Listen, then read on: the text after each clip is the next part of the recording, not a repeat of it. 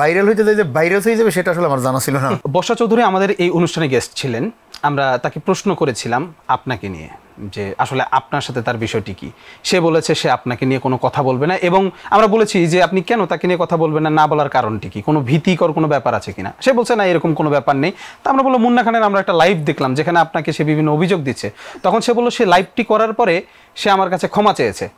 এই কথাটি কতটুকু সত্য যে আপনি লাইভ করার পরে বর্ষা চৌধুরীর কাছে ক্ষমা চেয়েছেন? এটা সম্পূর্ণ মিথ্যা কথা।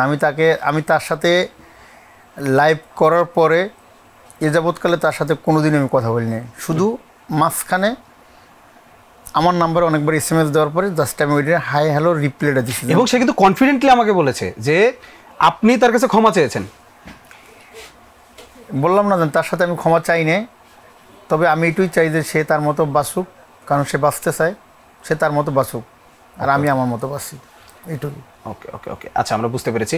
আচ্ছা, ওই যে বর্ষা চৌধুরী সে বলেছে যে তার পেটে নাকি আপনার 3 মাসের বাচ্চা, সে নাকি অন্তঃসত্ত্বা, এই কথাটা কি সত্য কিনা?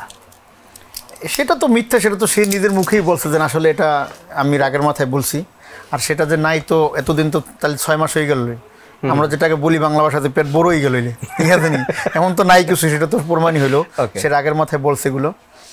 আর রাগের মাথায় বললে যে একজনের ক্ষতি হয় সেটা সে হয়তো জানতো না, এখন হয়তো বুঝতে পারছে।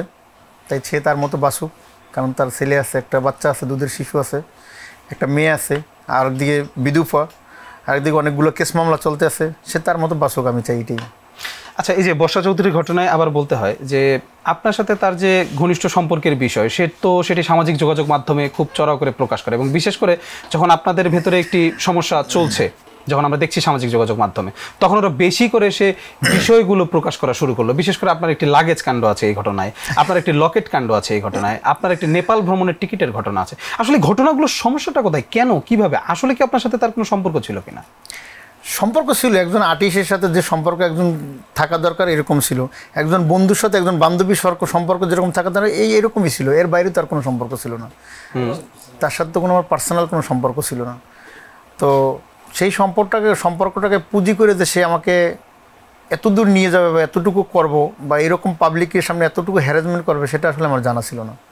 আচ্ছা, আরেকটা বিষয় হলো, বর্ষা চৌধুরী আপনি অনেক সময় অভিযোগ তোলেন এবং বলেন, প্রায় সময় বলেন যে সে আপনার সাথে প্রতারণা করেছে, এবং সেই প্রতারণাটা কি শুধুমাত্র এই যখন আপনাকে একজন অভিনেত্রীকে দিয়ে ছবি শ্যুট করার কথা বলে নিয়ে আসেনি, সেটি কি প্রতারণা, নাকি আরো অনেক প্রতারণার ঘটনা আছে?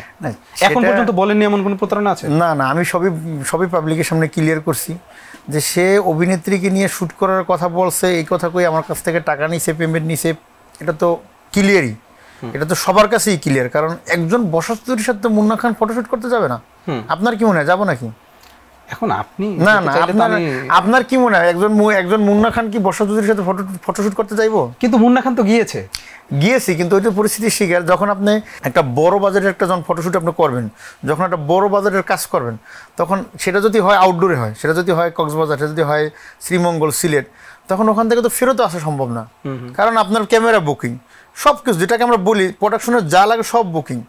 তখন যখন মানুষ 10 জনে আমাকে বুঝায় যে আসলে এত দূরে আসছি, নায়িকা যখন আসে নাই, তো আপনি কাজটা করে দেন, ওর সাথে ভালো হবে, ভাইরাল হইতে যাই যে ভাইরাস হয়ে যাবে সেটা আসলে আমার জানা ছিল না।